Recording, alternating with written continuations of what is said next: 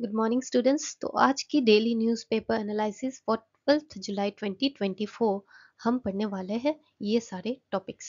इससे पहले जान लेते हैं आज का थॉट फॉर द डे क्या कहता है। That is you only fail when you stop trying. मतलब आप फेल तब नहीं होते हो जब एक रिजल्ट घोषित किया जाता है ना, आप उसमें फेल हो चुके हो, हाँ टेक्निकली फेल, बट जिंदगी से नहीं हारते हो ना उसमें। जिंदगी से कब हारोगे? जब आप कोशिश करना छोड़ दोगे। जब हाँ आप अगर प्रीलिम्स में फेल हो गए, मेंस में फेल हो गए, इंटरव्यू तक पहुंच कर फेल हो गए, फिर आप अगर ऐसे ही बैठ गए लाइफ को बिना एक्सप्लोर किए कि मेरे से और कुछ नहीं होने वाला, तो आप फेल हो जाओगे क्योंकि आप और कुछ करने के लायक ही नहीं रहोगे। राइट। तो कुछ ना कुछ करते रहो, ये नहीं कि इसी एग्जाम में क्लियर करना है, इसी एग्जाम में क्लियर करना है, और भी बहुत कुछ कर सकते हो, है ना। तो वो सब भी अगर नहीं करोगे जो आप कर सकते हो, तब आप फेल हो जाओगे। तो when you stop you fail. ये नहीं कि एग्जाम में फेल हो गया तो आप जिंदगी में हार गए, नहीं। आप जब कोशिश करना छोड़ दोगे, खुद से ट्राई करना छोड़ दोगे, उस डर से आगे निकल जाओगे कि हाँ कोशिश करने पे हार गया तो क्या हुआ, हार ही तो जाओगे ना, मर तो नहीं जाओगे। तो कोशिश करना अगर छोड़ दोगे तब आप रियली में फेल हो जाओगे। तो अगर आपने आए दिनों में एग्जाम फेल किया तो डोंट वरी, फिर से कोशिश करो। चाहे वो एग्जाम हो, चाहे दूसरी कोई फील्ड हो, आप एक्सप्लोर करना चाहते हो, कोशिश करो। कोशिश जब तक कर रहे हो मतलब आप जीत रहे हो जिंदगी में, है ना। एंड कोशिश नहीं कर रहे हो तो आप फेल हो रहे हो। राइट। तो चलिए आज का न्यूज़पेपर जल्दी जल्दी हम रिवाइज कर लेते हैं इंपॉर्टेंट टॉपिक्स। तो जो पहला न्यूज़ है वो है जरोवर। तो जरोवर ये न्यूज़ में क्यों है? क्योंकि ये है हमारा लाइट बैटल टैंक। अचानक से इसकी जरूरत क्यों पड़ी? क्योंकि ऑनगोइंग जो स्टैंड ऑफ है हमारी ईस्टर्न लद्दाख में, आपको पता होगा अगस्त 2020 में कैलाश रेंज रीजन में साउथ बैंक ऑफ पंगोंग सी में किस किस के बीच, इंडिया एंड चाइना के बीच हुआ था ना। उधर देखा गया था कि चाइना ने डिप्लॉय किया था उनका third generation modern light tank, जो बहुत एलिवेशन से फायरिंग कर सकता है एंड इजीली डिप्लॉय हो सकता है बिकॉज लाइट वेट है। लेकिन हमारे इंडिया के पास, इंडियन आर्मी के पास जो heavy weight T-72 and T-90 tanks थे रशियन ओरिजिन के, वो काफी भारी थे। एंड उस टाइम पे आर्मी को ये लगा कि the army felt the need for a light tank, ताकि वो 15,000 फीट पर इजी डिप्लॉयमेंट कर सके। Right. So that they can fire at high elevation, high angle of elevation, and operation mobility के लिए उनको हेल्प हो। एंड जब उनको फील हुआ तो obviously our like what institutions are ready to provide such help to our Indian Army. तो DRDO, ये जरोवर टैंक जो क्या है, is a joint effort between DRDO and Larsen and टर्बो L&T। तो ये ना इंडिया की फर्स्ट टैंक है to be design and ready for trial in such a short time, because जरूरी तो है ना, हमें चाहिए। It has been design for rapid deployment largely along the frontier with China, and ये एयर ट्रांसपोर्टेबल 25 टन टैंक है। Right. तो ये हो गई क्योंकि हमें चाइना को का टक्कर देने के लिए तो हमें चाहिए होगी, क्योंकि उनके पास तो लाइट टैंक थी, हमारे पास नहीं थी, अब हमारे पास भी होंगे। उसका नाम क्या है? जरोवर टैंक। तो अब जरोवर ही नाम क्यों आया, तो वो देख लेते हैं। It's named after 19th century Dogra general Zorawar Singh. उन्होंने क्या किया था? He led the military operation in Ladakh and western Tibet, and इसलिए उनके नाम से, उनके इनको रेस्पेक्ट देते हुए हमने इस टैंक के नाम क्या रखा? जरोवर टैंक। ओके। तो ये सब यही बातें हैं कि हमारी जो टैंक थी T-72 एंड वो इतनी भारी थी। ऑब्वियसली जब चीजें भारी होती है तो वो माउंटेन रीजन में कैसे इजीली क्लाइम कर पाएगा, रिवर क्रॉस करना, ये सब बहुत सारी चीज होनी पड़ेगी ना। तो ये जो अभी जरोवर टैंक है, इसमें कैपेसिटी है कि वो माउंटेन रीजन स्टीप्स क्लाइम कर सके, रिवर क्रॉस कर सके, वाटर बॉडीज इजीली क्रॉस कर सके। राइट। प्रोटेक्शन शील्ड दिया गया है to compare the vehicles. Obviously दूसरा सामने वाला अगर मिसाइल्स अगर वो छोड़ते हैं वहां से, तो फिर हमारे पास प्रोटेक्शन सिस्टम तो होनी चाहिए ना, इसलिए तो नई टेक्नोलॉजी नई चीज बना रहे हैं हम। तो वो थोड़ा सा कॉमन सेंस है, ये तो होना ही होगा, वो आप ऐसा कर देना। तो ये कमिंस इंजन से अभी ये currently powered by Cummins engine, but DRDO ने प्रोजेक्ट भी लिया, वो जल्दी ही न्यू न्यू इंजन भी डोमेस्टिकली प्रोड्यूस करेंगे। ठीक है। तो this all these are facts regarding Zorawar tank. Exam में अगर कुछ इससे रिलेटेड आता है तो यू विल बी, ये याद रखना, लाइट बैटल टैंक है। हैवी बैटल टैंक अगर आया तो कीवर्ड्स ध्यान रखना एग्जाम में। ओके। तो हो गया हमारा पहला न्यूज। दूसरा है ब्लू लाइन। वो क्यों है न्यूज में, पहले वो देख लेते हैं, फिर थोड़ा सा मैप हम स्टडी कर लेंगे because it is important as an aspirant. Right. United Nation has expressed deep concern about recent escalation of tension between Lebanon Israel blue line. ये देखो, ये है लेबनान, ये है इसराइल, इन दोनों के बीच एक ब्लू लाइन है, that is the border line. तो इसमें इनका टेंशन होते रहता है इन लोगों के आपस में, बिकॉज देखो बॉर्डर जहाँ पे भी होगा टेंशन तो होगा, इंडिया चाइना के बीच हो रहा है, इनके बीच हो रहा है, तो ऐसे इस तरीके से याद रखो। तो इट्स अ बॉर्डर डेमार्केशन, किसके द्वारा स्टेब्लिश किया गया था? यूनाइटेड नेशन इन 2000, जब इजराइल ट्रूप जब यहाँ से साउदर्न लेबनन रीजन से विड्रॉ कर चुके थे, देन यूएन ने कहा अभी झगड़ा बंद करो, अब ये मैंने ये ब्लू लाइन बना दी, आप शांति से रहो, आप अपना कॉन्फ्लिक्ट प्रिवेंट करो, एंड सिक्योरिटी भी अपना अरेंजमेंट यहाँ पे देखते रहो। मैंने बस आपको लाइन बता दिया, ठीक है। और ये ब्लू लाइन जो ये है ना, ओरिजिनली किसके द्वारा स्टेब्लिश की गई थी पता है? France and Britain in 1920s। किस किस के बीच में? लेबनान, सीरिया, पैलेस्टाइन और इसराइल के बीच में एक बॉर्डर रहे, डिलिनेटिंग द बॉर्डर, तो उनके द्वारा की गई थी। बट यूएन ने स्टेब्लिश किया यहाँ पे कब? 2000 को, ठीक है, यूनाइटेड नेशंस ने। तो और एक चीज ध्यान रखना, ये जो ब्लू लाइन है ना, ये कोई इंटरनेशनल बॉर्डर नहीं है। एग्जाम में आ गया blue line in news, it is an international border between Israel and Lebanon. आप बोलोगे हाँ ये तो हमने पढ़ा था, सही है। नहीं, international, it's not an official international border, it's a demarcation line, official international border नहीं है ये, ठीक है, याद रहेगा ना। तो ये चीज याद रखना। अब मैप का थोड़ा देख लेते हैं। पैलेस्टाइन तो पहले कितना बड़ा एरिया था, अब तो इतने रीजन में, जो कि हमारा डिस्प्यूटेड रहता ही है, चलता ही रहता है, ठीक है ना। तो एग्जाम पॉइंट ऑफ व्यू से जो इंपॉर्टेंट है वो देख लेते हैं। यहाँ पे हमारा कंट्री देख लो, यहाँ पे लेबनान है, यहाँ पे सीरिया है, ये क्या है? जॉर्डन, ये क्या है? इसराइल, ये पैलेस्टाइन, और ये इजिप्ट। हो गया, कंट्री जान लिए। अब यहाँ पे डेथ सी कहाँ पे पाया जाता है? This region, Jordan, Israel, Palestine भी टच करता है, ओके। और यहाँ पे गोलान हाइट्स ऊपर है, नीचे है, आपको वो तो थोड़ा बहुत पता होना होगा ना। गोलान हाइट यहाँ पे, that is Syria, Lebanon and Israel के बीच में यहाँ पे Golan heights. Then Gaza strip, Israel, and यहाँ पे थोड़ा सा छोटू सा जगह इजिप्ट के बीच में, मतलब रीजन बस पता करो, ठीक है।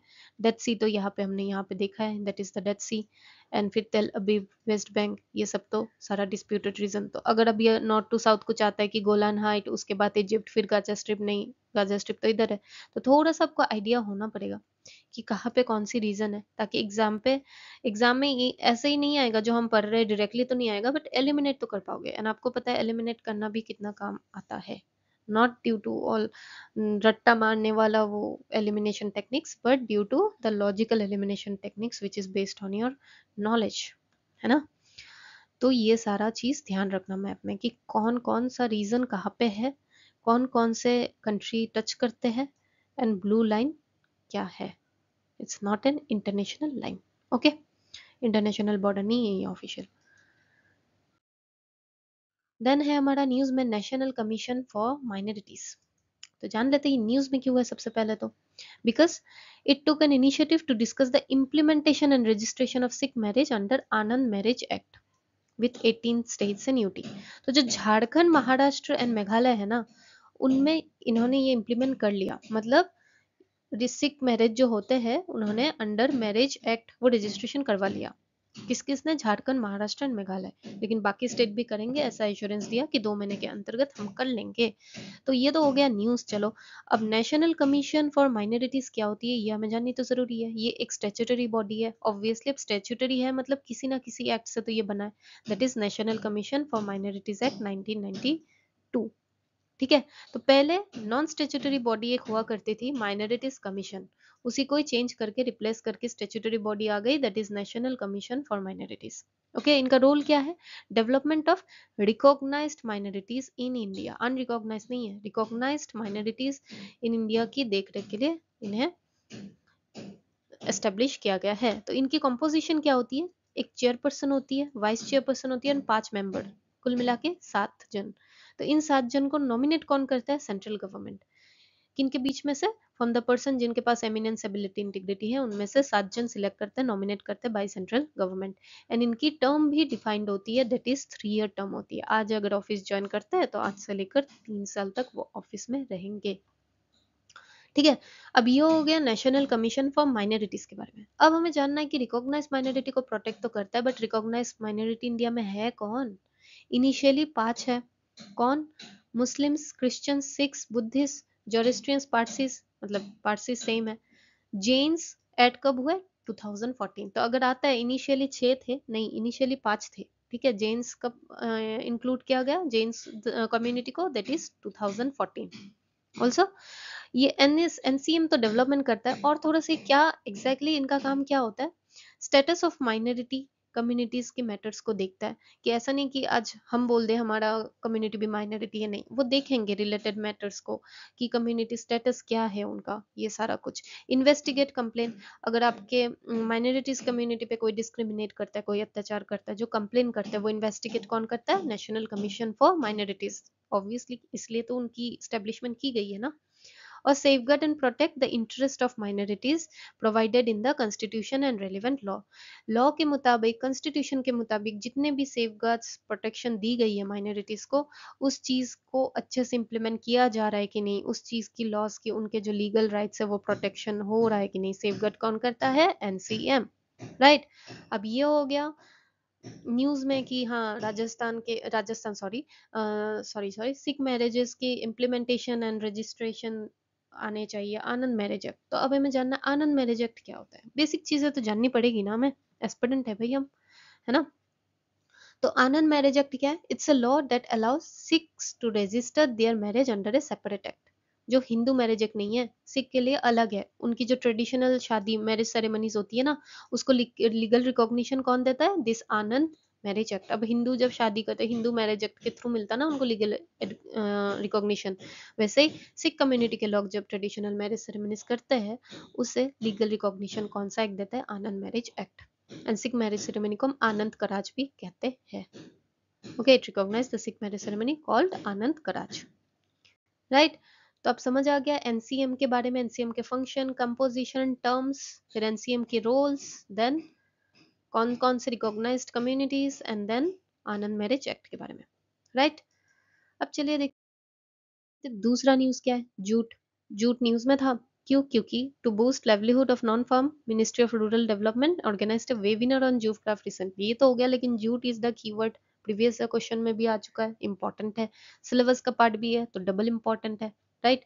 तो ये है क्या? इंडिया की very old and predominant in the eastern part में, सबसे ज्यादा ये डोमिनेंट दूसरे रीजन में भी पाया जाता है, बट ईस्टर्न पार्ट में due to its geographical factors ज्यादा प्रीडोमिनेंट है।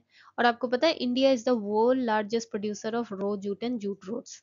मीन्स रो जूट की 50% प्रोडक्शन इंडिया से होती है, एंड जूट गुड्स की 40% प्रोडक्शन इंडिया में से होती है, global production. So India is the world largest producer, okay.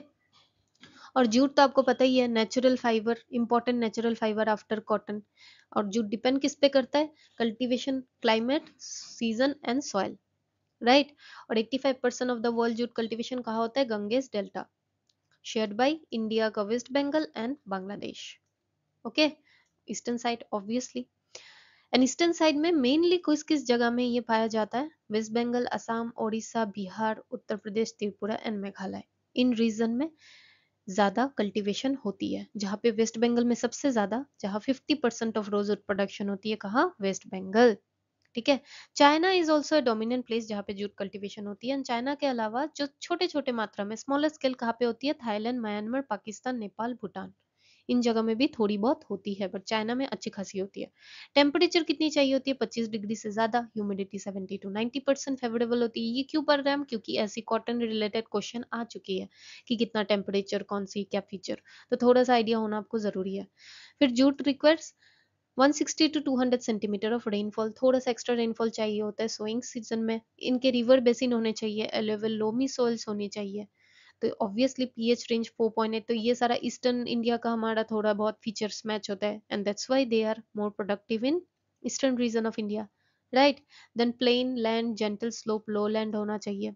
फिर इनकी जो सीड्स होती है काफी स्मॉल इन साइज, इसलिए प्लॉगिंग के थ्रू इसे फाइनली टिल्ट किया जाता है। ये थोड़ा सा इन्फॉर्मेशन, अगर बिग इन साइज ऐसा कुछ आ गया स्टेटमेंट को रॉन्ग करने के लिए, तो याद रखना कि छोटे होते हैं।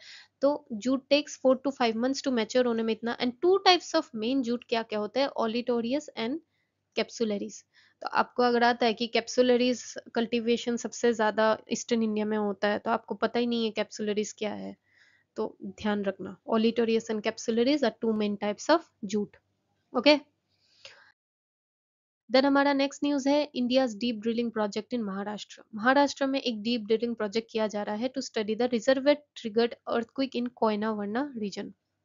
किसके under? Borehole geophysics research laboratory. DRDO आ गया तो मत देना, डीआरडीओ क्यों करेगा, जियोफिजिक्स के रिलेटेड कुछ होगा, इतना तो एटलीस्ट याद रख लेना। ठीक है, तो क्या कर रहे हैं, 6 किलोमीटर डीप बोरहोल, डीप, यहाँ पे बोर होल इस तरीके से टेक्निक कुछ होता है। ठीक है, क्यों कर रहे हैं? Deeper layers of earth crust को जानने के लिए। ठीक है, तो इसकी बेसिकली दो फीचर्स है, यहीं पे मैंने अच्छे से लिखा कि अर्थक्वेक स्टडी मींस इससे क्या होगा, अर्थ के इंटीरियर के बारे में जानेंगे, राइट, टेक्टोनिक प्लेट्स के बारे में जानेंगे, तो ऑब्वियसली अर्थक्वेक को हम बेटर रियलाइज कर सकते हैं। एंड जब हम चीज को पहले से जान लेते हैं अच्छे से कब आने वाला है, टेक्टोनिक प्लेट्स के बिहेवियर को थोड़ी अच्छे से जान लेंगे, तो we can mitigate the human loss at least. Natural disaster को we can stop, we can control also, लेकिन उससे होने वाली कुछ आफ्टर इफेक्ट्स को तो हम कंट्रोल अच्छे से कर सकते हैं ना, due to preparedness features and measures, तो वो सब के लिए हेल्प आएगा। फिर कंप्रीहेंसिव एनालिसिस, रॉक टाइप्स क्या होती है, geological history, energy resource, climate change, ये सारा पैटर्न ये स्टडी करके हमें बताएगा, तो इससे हमारी और भी ज्यादा हेल्प हो जाएगी। क्लाइमेट चेंज क्यों हो रही है क्या नहीं, एनर्जी रिसोर्स क्या क्या ऑप्शंस है, जिससे हम थोड़ा और अपना एनर्जी सेक्टर में और डेवलप कर सकते हैं। तो ये सारी चीजें हम मेंस में भी एग्जाम में कर सकते हैं। अगर जियोग्राफी में कुछ क्वेश्चन आता है कि अर्थ के इंटीरियर के बारे में, ये सारा वॉल्केनिक इरप्शन, अर्थक्वेक के बारे में भी आ गया, डिजास्टर मैनेजमेंट, आप बोल सकते हो कि गवर्नमेंट ऐसे ही सारी इनिशिएटिव्स भी लेती है। Example India's deep drilling project in Maharashtra, जहाँ पे हम कोशिश करते हैं कंप्रीहेंसिव एनालिसिस अर्थक्वेक स्टडी के बारे में जानकर हम मिनिमाइज कर सके लॉस को। हम अपने अर्थ की स्टडी करते हैं, अर्थ क्रस्ट के बारे में एग्जाम्पल के तौर पे करना कि अब भी हमारी इनिशिएटिव्स चल रही है अर्थ क्रस्ट रॉक टाइप्स के बारे में जानने के लिए, है ना। तो ये सारा थोड़ा नोट डाउन करके जाना, because this will give you extra marks when you give such unique and current examples, right. Then facts in news क्या था, ministry of development of north east region, that is donor ministry, क्योंकि आसाम में आने वाले हैं minister, ठीक है ना, donor minister to visit Assam.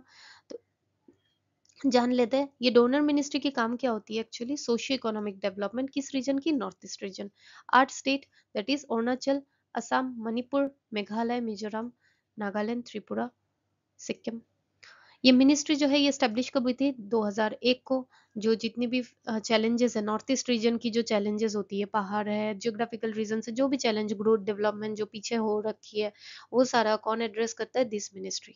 तो इस मिनिस्ट्री के अंदर ना मेन दो डिवीजन है, और भी सबऑर्डिनेट है बट मेन दो डिवीजन। पहला है डोनेट डिवीजन, वो क्या करता है, कोऑर्डिनेशन एंड मॉनिटर, कि जो ये मिनिस्ट्री स्कीम्स लाते हैं ना नॉर्थ ईस्ट के डेवलपमेंट के लिए, ये सारे स्कीम्स हम पढ़ेंगे अभी, ये थोड़ा सा एग्जांपल, ये स्कीम्स जो लाते हैं ये इंप्लीमेंट हो रहा है कि नहीं, कोऑर्डिनेट कर रहे हैं कि नहीं, मॉनिटर कौन करेगा, donor division. And north east council क्या करेगा, गाइडेंस एंड सपोर्ट देगा to the states of north east region. ठीक है, स्ट्रेटेजिक गाइडेंस देंगे उनको, सपोर्ट देंगे जो भी हो उनके स्कीम्स रिलेटेड, राइट। और इनके और भी सबऑर्डिनेट ऑफिस है, जैसे कि north east development finance corporation, north east regional agriculture marketing corporation. तो ये इसलिए दिया क्योंकि अगर आपको ऐसा आया कि दो ही डिवीजन है और कुछ है नहीं, नहीं, इनके सबऑर्डिनेट ऑफिस भी होते हैं। ठीक है, एंड इस तरह के स्कीम लाए जाते हैं डोनर मिनिस्ट्री के द्वारा, जैसे कि स्पेशल इंफ्रास्ट्रक्चर डेवलपमेंट, जो road connectivity, water management, power supply, फिर रोड सेक्टर डेवलपमेंट स्कीम, उनमें फिनेंशियल असिस्टेंस देते हैं donor ministry via this schemes. And north east venture fund, north east के जो इंटरप्रेन्योर्स उनको भी फंडिंग सपोर्ट देने के लिए मदद करती है ये सारे schemes by donor ministry. And ये देखता कौन है, स्कीम्स के कोऑर्डिनेशन मॉनिटर को देखता है donor division, and guidance and support कौन देता है, नॉर्थ ईस्ट काउंसिल डिवीजन। तो ये हो गया नॉर्थ ईस्ट का मैप, आपको थोड़ा सा तो जानना पड़ेगा, ठीक है ना। ये जानोगे तो ही आप तो स्टेट पीसीएस या फिर यूपीएससी में भी, north east is the favourite topic of UPSC, right, and it's an important part of our India. तो सिक्किम, यहाँ अरुणाचल सबसे पहले, then Nagaland, then Manipur, then Mizoram, then Tripura, then Meghalaya, then यहाँ पे असम बीच में। ठीक है, तो ये आपको क्रोनोलॉजी ये जानना होगा कि कौन से स्टेट के नीचे कौन सा आता है। आपको यहाँ पे दे दिया अरुणाचल के बाद मिजोरम आता है, आप मार्क कर दोगे नहीं, अरुणाचल के बाद नागालैंड आता है। तो ये मैप थोड़ा देख लिया करो, जब पढ़ने का मन नहीं होता ना, किसी दिन होता है ना आज तो पढ़ने की बिल्कुल मन नहीं है, तो थोड़ा सा तब मैप उठा के ऐसे गूगल करके देख सकते हो। तो something is better than nothing, at least रात को सोते वक्त गिल्ट नहीं आएगा कि कुछ नहीं पढ़ा, मैप तो पढ़ा ना एटलीस्ट। तो ये सारा देखते रहो, ओके। देन आज का क्विज, मोइदम्स इन न्यूज क्या है, ये हमने पढ़ा कुछ दिन पहले न्यूज में आया था, तो you answer it in the comment section, okay. And last class की जो आंसर है, इनमें से क्लासिकल लैंग्वेज गवर्नमेंट के द्वारा किसको रिकॉग्निशन डिक्लेयर किया गया, that is Kannada and Telugu. Kannada and Telugu को, दैट इज 2 and 3, गुजराती नहीं है। ओके, तो ये हो गया हमारा लास्ट क्लास का answer. So that is it for today, students. I hope you like the session. If you like the session, do share and also do comment. Okay, answer comment करना अपना, ठीक है। चलो, take care and happy studying.